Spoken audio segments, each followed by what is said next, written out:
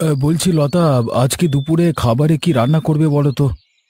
কি আর রান্না করব বলো? ওই ডাল ভাত শাকসবজি। এর চেয়ে এই গরিবের সংসারে আর কি ভালো খাবার হতে পারে বলো? লতা, আমি বুঝতে পারছি তোমার মনের চাপা কষ্টের কথা। অনেকদিন ধরে কাজ না থাকাতে আমার হাত খালি। জমানো টাকা প্রায় শেষ হতে চলেছে, তাই মাছ মাংস কিছুই আনতে পারছি না। আসলে রোজ রোজ ওই একই ডাল ভাত আর সবজি খেতে খেতে আর ভালো লাগছে না, তাই ইচ্ছে করছিল একটু মাছ ভাত খাই। তুমি চিন্তা করো না লতা, ভাবছি কালকে কিছু বাড়ির চাল কুমড়ো কচু শাক বাগান থেকে তুলে বাজারে নিয়ে গিয়ে বেচে আসবো। সেখান থেকে কিছু টাকা পেলে তোমার জন্য না হয় মাছ নিয়ে আসবো। থাক থাক, তোমাকে আর এত কষ্ট করতে হবে না। যেমন আছে যেভাবে আছে সেইভাবেই চলুক। যখন তোমার কাজ হবে, হাতে দুটো পয়সা আসবে, তখন না হয় মাছ ভাত খাইও। না না লতা, আমারও তো ইচ্ছে হয় তোমাদের ভালো কিছু খাওয়াই। আমি খুব শীঘ্রই রোজগার করে অনেক টাকা কামাবো এবং তোমাদের মাছে ভাতে রাখবো। তোমার আশা পূর্ণ করেন।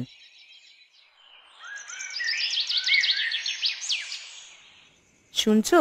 বলছি কি, আমাকে একটা ঢাকাই শাড়ি কিনে দেবে?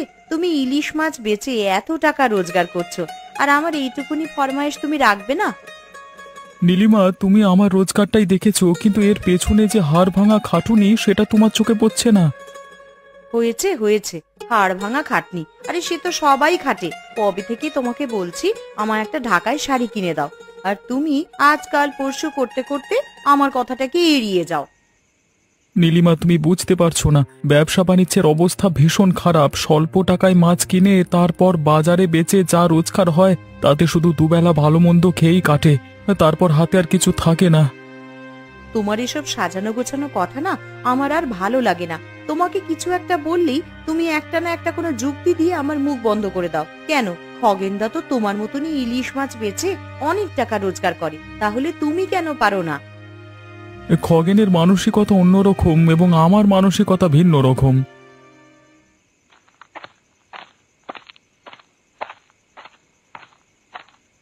অবিনাশবাবু বাড়িতে আছেন? আমি খগেন।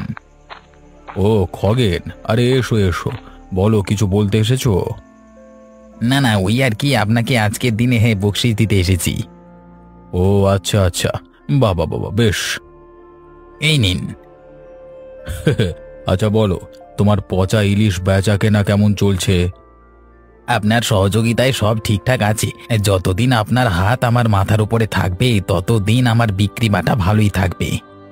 খগেন বলো, আর কি কি দু নম্বরই ব্যবসা তুমি করছো বলো, আমার জানা দরকার। কারণ কোনো কোথাও সমস্যা হলে আমার কাছেই তো সাহায্য চাইতে আসবে। ওই আর কি, পচা ইলিশ মাছ বেচা। সিলভার কাপ মাছকে ইলিশ মাছ, তেলাপিয়াকে কই মাছ, আর কান্ডুলি মাছকে চিতল মাছ বলে বিক্রি করা। ওরে বাবা, তুমি তো দেখছি পুরো মাছের বাজারটাই দু নম্বরই করে দিতে চাইছো। হ্যাঁ, আরে অবিনাশবাবু, দিনকালের অবস্থা তো জানেনই। এই দুনিয়াতে সৎ মানুষ হয়ে থাকলে পেটে ভাত জোটাতে কষ্ট। একটু আধটু দু নম্বরই না করলে কি আর হয় বলুন? বাহ, আরে হবেই তো। আরে তুমি তো জানো, দু নম্বরই ব্যবসায়ী এখন মানুষের পেশা। অবিনাশবাবু, আপনার কৃপায় একটু আধটু করে খাচ্ছি আর কি বলুন। সবই আপনার দয়া। খগেন, তুমি যদি এভাবে আমাকে খুশি করতে থাকো, আমার হাত তোমার মাথার উপর সব সময় থাকবে, তুমি চিন্তা করো না।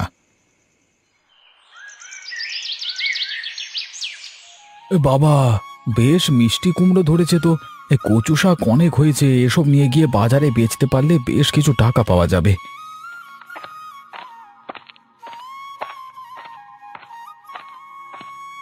এই যে শুনছো, কি করছো শুনি?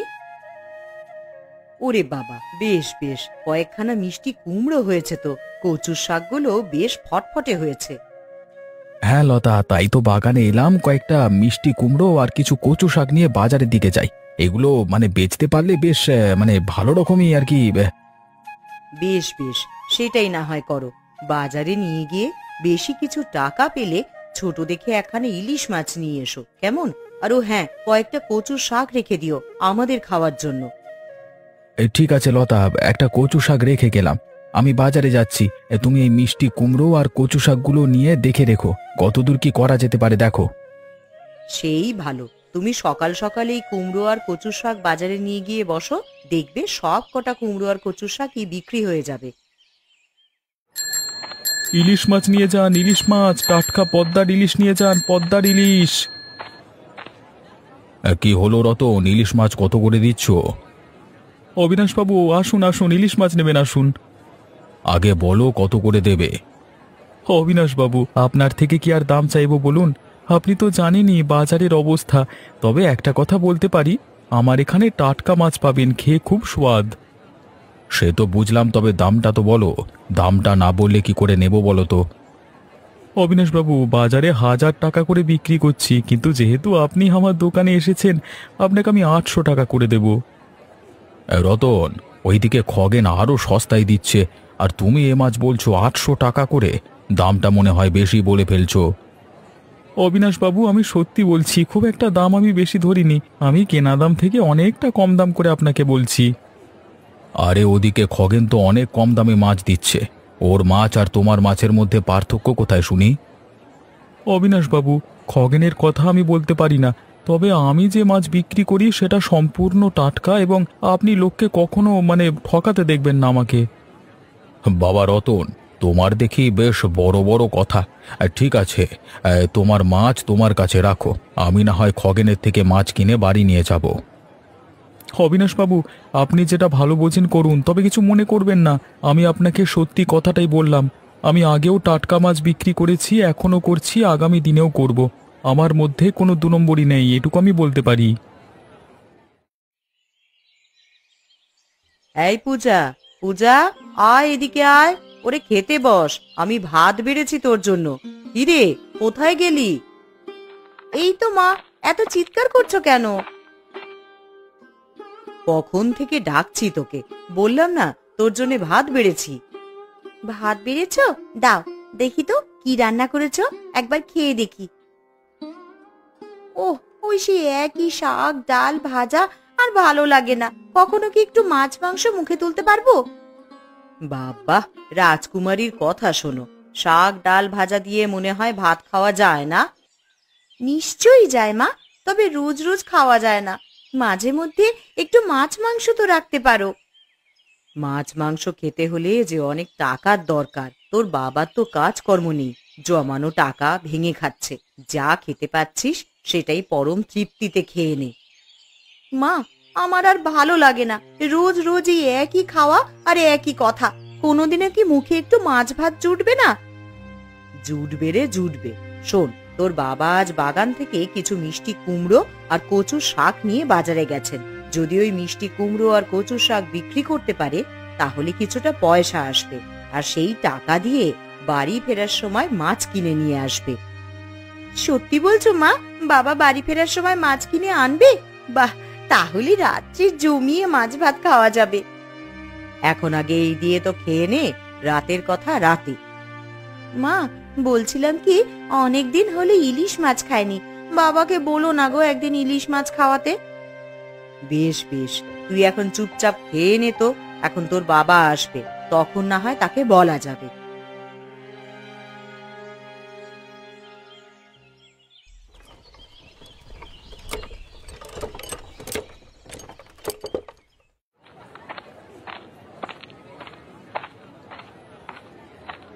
আসুন আসুন, আরে নানান রকমের মাছ আছে, পছন্দ মতো মাছ নিয়ে যান, একদম টাটকা মাছ টাটকা মাছ। দাদা, ওটা কি মাছ? ওটা হচ্ছে কই মাছ। দেখে তো কই মাছের মতো লাগছে না। আরে দাদা, আপনি মাছ চিনতে ভুল করছেন। আরে এটা হচ্ছে বিদেশি কই মাছ, খুব স্বাদ। একবার খেয়ে দেখুন, তারপর সে বলবেন আমাকে। আর ওটা কি মাছ? ওটা হচ্ছে ইলিশ মাছ। না, আমার তো মনে সন্দেহ হচ্ছে, ইলিশ মাছ দেখতে তো এমন হয় না। আমি আপনাকে বললাম না, আমার এখানে সব বিদেশি মাছ পাবেন। আরে বিদেশি কই, বিদেশি ইলিশ, তাই দেখতে একটু ভিন্ন রকম। নিয়ে যান, দেখুন, খুব ভালো লাগবে খেয়ে। আচ্ছা ঠিক আছে, আমাকে তাহলে কিছু অল্প কই মাছ আর একটি ছোট ইলিশ মাছ দিয়ে দিন। এক্ষুনি দিয়ে দিচ্ছি। আপনাকে তাহলে কত টাকা দিতে হবে? দেখুন, আমার এখানে মাছ সস্তায় পাওয়া যায়, ঠিক আছে? আমি অন্য লোকেদের মতো নয়, ঠিক আছে? তা বেশি টাকা চাই না আমি। তা আপনি কই মাছ যদি 100 টাকা দিন, আর ইলিশ মাছের জন্য 600 টাকা, মানে সব মিলিয়ে 700 টাকা আমাকে দিন। মাছের দাম তো দেখছি অনেকটাই কম। কি ব্যাপার, মানে বিদেশি মাছ, তাও আবার, তাহলে একবার খেয়েই দেখতে হয়, তাই না? ও দাদা, মনে মনে কি কথা বলছেন গো? না না, তেমন কিছু না। আমি আমি ভাবছিলাম এই ইলিশ মাছটা সর্ষে দিয়ে খাবো নাকি বেগুনে ঝোল করে। ও আপনি আপনার গিন্নিকে বলবেন, উনি যা ভালো বুঝবে সেটাই রান্না করো। বেশ বেশ, তাহলে আসি কেমন? আবার আসবেন। এই কেমন বুদ্ধি বানালাম, হ্যাঁ? এই লোকটাকে তেলাপিয়াকে কই মাছ আর সিলভার কাপ মাছকে ইলিশ মাছ বলে বেচে দিলাম। টিকি টিকি টিকি টিকি।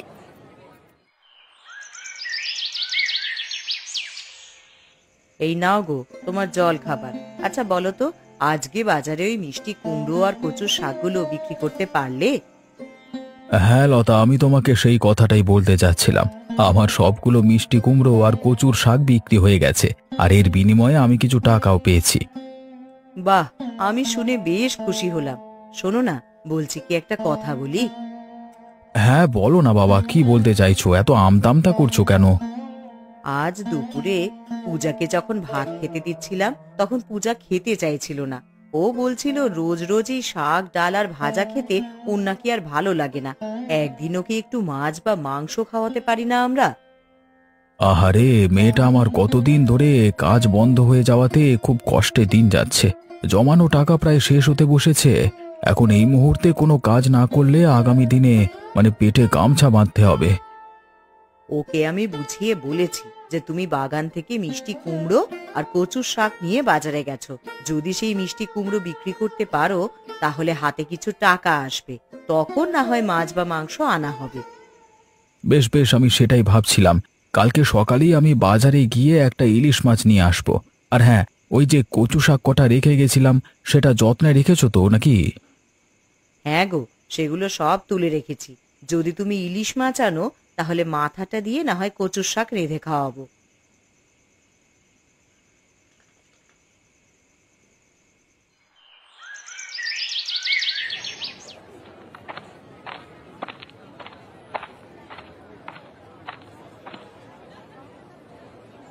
ও খগেন কাকু, বলো না কি কি মাছ আছে তোমার কাছে? আরে ও পূজা, আজকে তুই এসেছিস বাজারে মাছ কিনতে? কেন, আমি মাছ বাজারে মাছ কিনতে আসতে পারি না? আমি যথেষ্ট বড় হয়েছি এখন। নিশ্চয়ই পারিস, নিশ্চয়ই পারিস। তুই তো দেখছি বেশ বড় হয়ে গেছিস। কি মাছ নিবি? কি মাছ আছে বলো? আরে কই মাছ আছে, পদ্মার ইলিশ মাছ আছে, চিতল মাছ আছে, কোনটা নিবি বল? তোমার মাছগুলো দেখে কেমন যেন লাগছে। ব্যাপারটা কি বলো তো?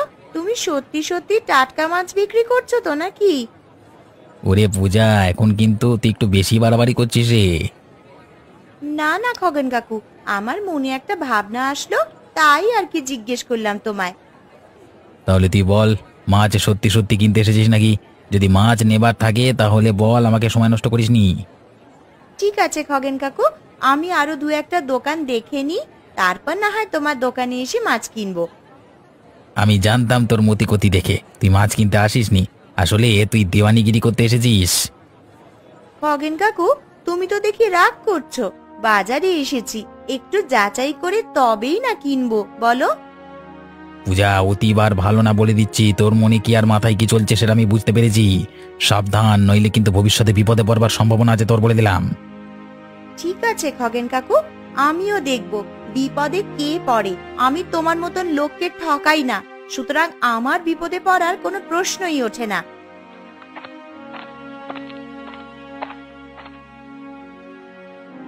রতন কাকু, আমাকে একটা ভালো ইলিশ মাছ দাও না। এই তো এটা নে। আচ্ছা পূজা, ওই খগেনের সাথে তুই কি কথা বলছিলিস? আমি মাছ বাজারে ঢুকতেই খগেন কাকু আমাকে ডাকলো। আমার ওনার কথাবার্তার ভঙ্গি আর ওনার মাছগুলো দেখে খুব একটা সুবিধাজনক বলে মনে হলো না।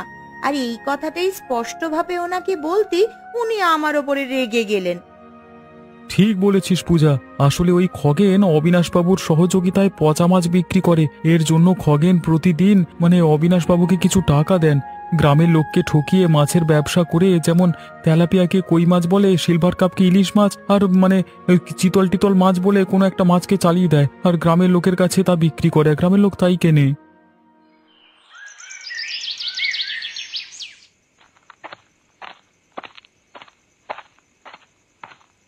অবিনাশবাবু বাড়িতে আছেন? আরে খগেন, ভেতরে এসো, বলো কি বলবে। ওই আর কি, আজকে দিনের বকশিসটা দিতে এলাম। আর সাথেই একটা গুরুত্বপূর্ণ কথা বলতে এলাম।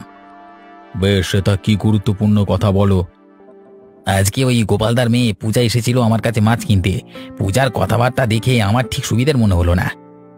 কেন, পূজা আবার কি করেছে? পূজা আমার মাছগুলো দেখে বলে কি ওর মনে নাকি সন্দেহ হচ্ছে। পূজার মনে মাছগুলো নিয়ে সন্দেহ হচ্ছে? কি সন্দেহ?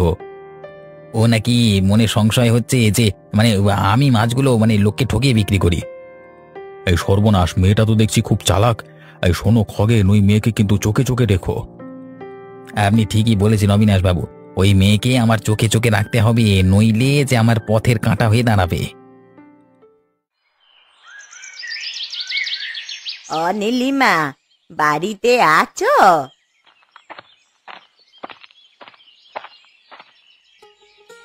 হ্যাঁ মাসিমা, আসুন না আসুন, বলুন আমি আপনাকে কি সাহায্য করতে পারি?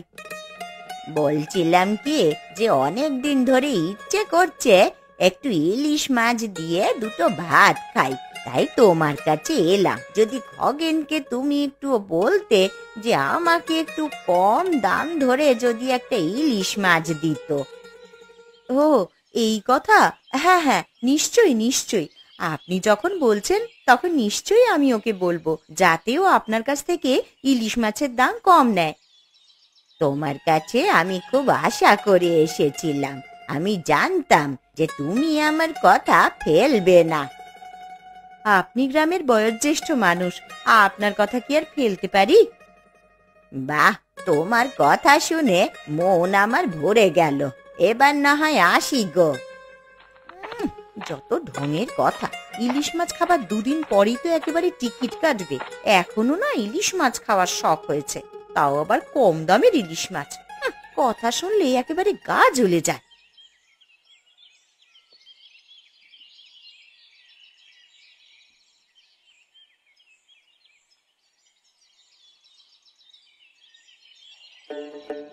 মা, দারুন!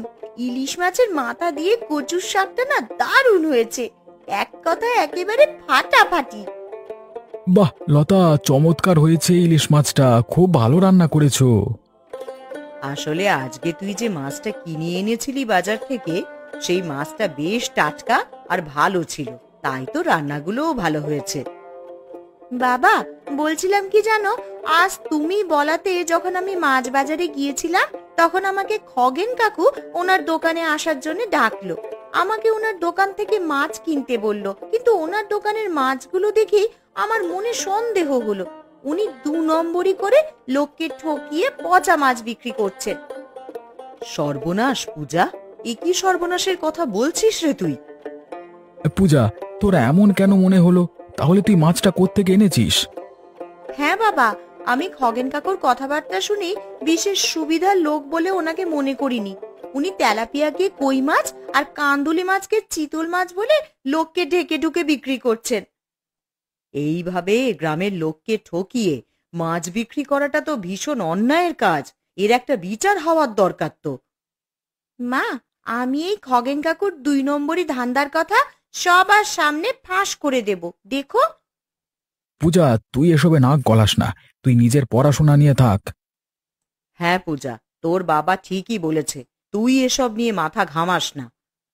মা, খগেন কাকু দিনের পর দিন এইভাবে গ্রামের মানুষকে ঠকিয়ে রোজগার করে যাবে, আর আমি সেটা জেনে বুঝে সবকিছু সহ্য করব? এটা কিছুতেই হতে দেওয়া যায় না।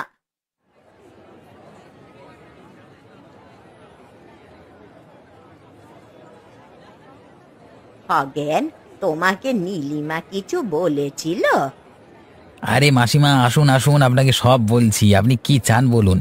আমি একটা ভালো টাটকা ইলিশ মাছ ডেকেছি আপনার জন্য। বেশ বেশ, কতকাল পর আমি এই ইলিশ মাছ দিয়ে দুটো ভাত খাবো। আরে ভালো করে কেটে রান্না করুন, তারপর খেয়ে আমাকে জানাবেন। আচ্ছা খগেন, মাছটা কেমন যেন একটা গন্ধ গন্ধ করছে। মাসিমা, আপনি কি বলছেন? ইলিশ মাছের তো গন্ধ হবেই, যেহেতু এটা বিদেশি তাই গন্ধটা একটু অন্যরকম, আপনি চিন্তা করবেন না। ঠিক আছে ঠিক আছে, আমি খাবো খন। আমি তোমাকে অসংখ্য ধন্যবাদ দিই আমাকে কম দামে ইলিশ মাছ দেওয়ার জন্য। লতা, বাড়িতে আছো? ও মাসিমা, আসুন আসুন। লতা, আমি একটা মনের দুঃখ নিয়ে এসেছি তোমাদেরকে বলার জন্য। কি দুঃখ মাসিমা, বলুন, আমাকে বলুন। আজ সকালে আমি মাছ বাজারে গিয়ে খগেনের দোকান থেকে একটা ইলিশ মাছ এনেছিলাম, কিন্তু খগেন আমাকে ঠকিয়ে একটা পচা ইলিশ মাছ দিয়েছে জানো। দিদা, আমি জানি ওই খগেন কাকু সব সময় লোককে পচা মাছ বিক্রি করে ঠকিয়ে রোজগার করে। খগেনের কি অলক্ষণে কাণ্ড কারখানা! কি করে এইভাবে মানুষকেও ঠকাতে পারে, একবারও কি ওর মনে বাঁধে না? আমি গরিব মানুষ, অনেকদিন ধরে ইলিশ মাছ খাওয়ার মন করছিল, তাই কাল নীলিমাকে গিয়ে বললাম যেন খগেনকে ও বলে আমার থেকে ইলিশ মাছের দাম একটু কম করে নিতে। এরপর কি হলো দিদা, আমাকে বলো। আজ সকালে আমি খগেনের দোকানে গিয়েছিলাম, তা খগেন আমাকে একটা ইলিশ মাছ দিল। খুশি মনে আমি মাছটা বাড়িতে এনে যত্ন করে রাঁধলাম, কিন্তু যেই না ভাত খেতে বসে মাছ মুখে দিলাম, সাথে সাথে আমার বমি পেয়ে গেল, কারণ মাছটা ছিল পচা। আমি তখনই বুঝতে পারলাম যে খগেন আমাকে ঠকিয়েছে। সত্যি অবিশ্বাস্য, কি করে খগেন এতটা নিচু হয়ে যেতে পারে। সেদিন পূজাও বাজারে গিয়েছিল মাছ কিনতে, তখন খগেন নাকি পূজাকে ওর দোকানে ডাকে, কিন্তু পূজার খগেনের ভাবভঙ্গি আর মাছের রকমারি দেখে কেমন যেন মনে একটা সংশয় হয়, তাইও খগেনের কাছ থেকে আর মাছ না নিয়ে রতনের কাছ থেকে একটা মাছ নিয়ে আসে। সত্যি বলতে কি, রতনদার থেকে কেনা মাছটা খুব সুস্বাদু ছিল। দিদা, তুমি চিন্তা করো না, আমি এর একটা ব্যবস্থা করেই ছাড়বো। খগেন কাকু লোককে ঠকায় তেলাপিয়া মাছকে কই মাছ, সিলভার কার্পকে ইলিশ মাছ আর কান্দলি মাছকে চিতল মাছ বলে লোক ঠকিয়ে ব্যবসা করে যাচ্ছে ও। আর ওকে সায় দিচ্ছে অবিনাশ বাবু, কারণ প্রতি মাসে অবিনাশ বাবুকে খগেন কাকু টাকা দেয় এই 2 নম্বরই কাজ করার জন্য। পূজা, তাহলে কালই তোর বাবা সহ অবিনাশ বাবুর বাড়িতে গিয়ে ওনাকে সব কথা বলবো। বাবু বাড়িতে আছেন?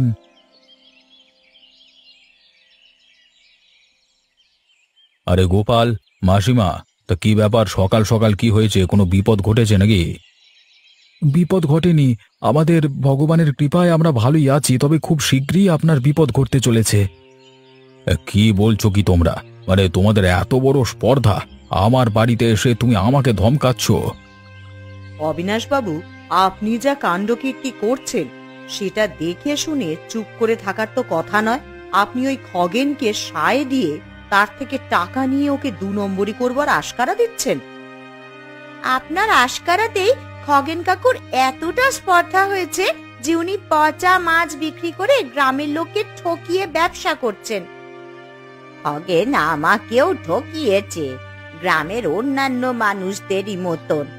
এর একটা বিচার কিন্তু আপনাকে করতেই হবে অবিনাশ বাবু, না হলে আমরা সকলে মিলে আপনার আর ওই খগেনের সমস্ত কর্মকাণ্ডের কথা গ্রামের সব লোকেদেরকে জানিয়ে দেব। না না, এমন কাণ্ড করবেন না আপনারা। আমি লজ্জিত, আমি দুঃখিত আমার কার্যকলাপের জন্য। আমাকে একটা সুযোগ দিন, আমি খগেনকে বলবো ও যেন 2 নম্বরই কারবার, একেবারে লোক ঠকানো কারবার বন্ধ করে দেয়। আপনাদের কাছে আমি অনুরোধ করছি, আপনারা গ্রামের কাউকে কিছু বলবেন না। আমি বারবার আপনাদের কাছে অনুরোধ করছি, হাত জোর করে ক্ষমা চাইছি, এবারের মতো ছেড়ে দিন। কথাটা মনে থাকে।